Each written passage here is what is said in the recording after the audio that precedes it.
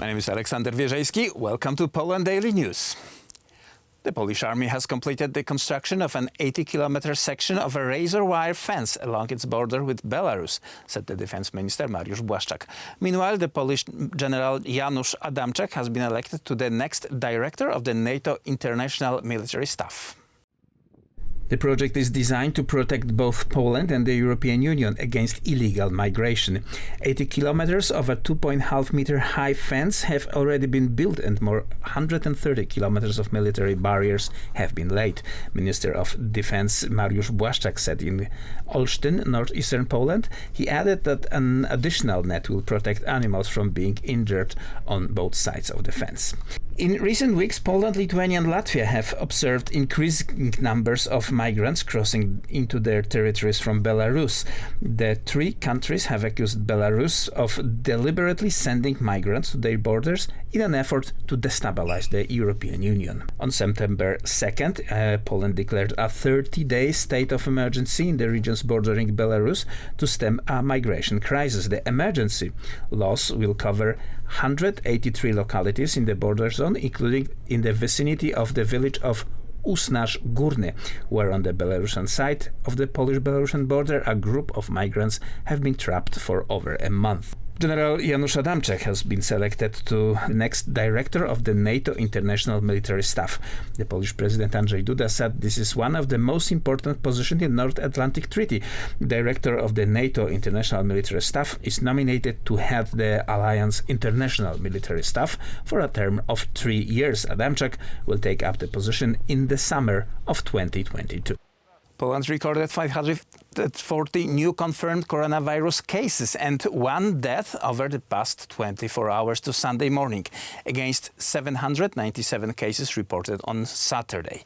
The healthcare system is now handling 1,020 COVID-19 hospitalization, up from 980 recorded the day prior, including 111 patients on ventilators against the total of 596 ventilators available.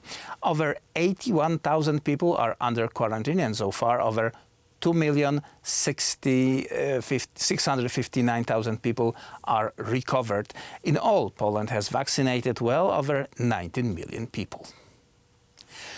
Several hundred people dressed in historic Polish army uniforms marched from the Polish Army Museum in Warsaw to the monument of those deported to the east. It was the 14th Katyn Shadow March, which commemorates the murder of Polish elite by Soviet Russia in 1940. On 17 September 1939, the Soviet army attacked Poland and reached the line agreed earlier on the Molotov-Ribbentrop Pact. 23,000 Polish army officers were taken prisoner, and in the spring of 1940, on Stalin's order, they were murdered by a shot in the back of the head. They still lie in graves in the Katyn Forest, Smolensk, Kalinin, Kharkov and other places on the territory of present-day Belarus and Ukraine. The murdered servicemen were the elite of the pre-war Poland: army officers, policemen, clerks, doctors, professors, lawyers, teachers, engineers, priests and social activists. Every year the death is commemorated by the Katyn Shadow March. It is not easy to convey the history to young people with words alone. You have to lead by example, and this march sets an example. We do it for ourselves, for the memory of our ancestors and for our children. The organizers of the march point out that the idea was born out of the sense of duty to commemorate the victims of the Soviet regime with dignity. The objective is the same as ever, to remember our heroes who are missing, because the Soviets murdered them.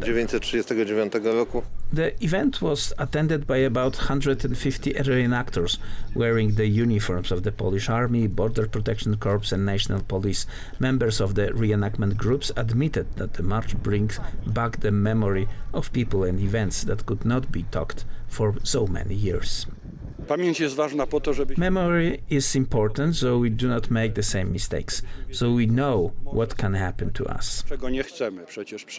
Participants walked through the Warsaw in silence. The 14th Katyn March ended at Muranowska Street, next to the monument to the fallen and murdered in the East. Unimaginable crime committed on defenseless officers. Remembering is very important. Father, be there, guide, protect. That's the slogan of 16th National March for Life and Family. The event was organized by the Center for Life and Family and the Christian Social Congress under patronage of the Polish Bishops' Conference of the Roman Catholic Church. Father, be there, guide, protect. Such a slogan resounded on Sunday noon at Warsaw's Old Town. This time, the organizer decided to promote the event with words that were supposed to shed a light on a social role played by the father and husband. The slogan of this march, Father, be there, guide, protect, is very relevant because every father should protect the family and give a sense of security. The slogan of this year's event also refers to the Year of St. Joseph celebrated this year in the Catholic Church. Even before the start of the march, the organizers met with President Andrzej Duda and presented him with several proposals, including one to move Father's Day to 19 March, that is, the Feast of St. Joseph.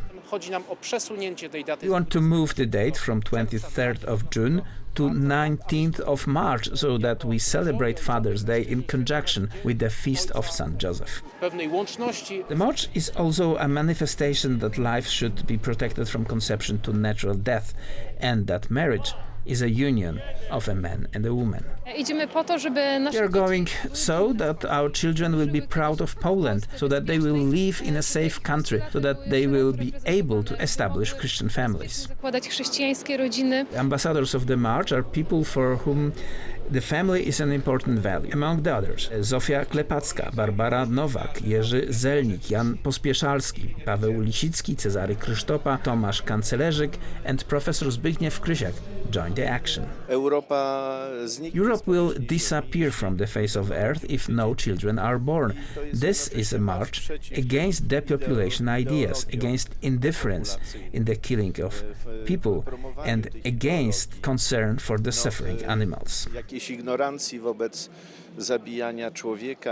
Marches for life and family have taken place in over 140 cities across Poland. Due to the coronavirus pandemic, only one was held in the capital. As the young generation, we want to show that the young support the family, that this is a very important value for us, and we are against abortion. I want to testify that having a family and children brings joy, and this is worth being together.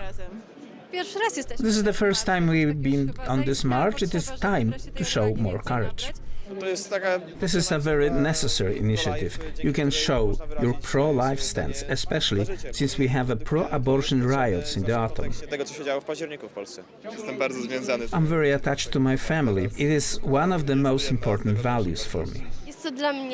For me, it's about standing up for the fact that life is sacred and beautiful. The event culminated with the Holy Mass at the Holy Cross Church. The homily was given by Father Dominik Chmielewski, founder and guardian of the men's community Mary's Warrior. After the Mass, the priests also gave a special conference addressed to couples and families.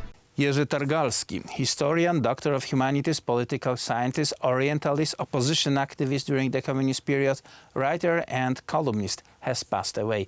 Targalski was a prominent figure of Polish intellectual life with an insightful analysis of the world politics. He was, among others, our colleague on the Republika television, and we will miss him greatly. That's all for today from us. Have a great evening and stay with us for business, travel, history and culture.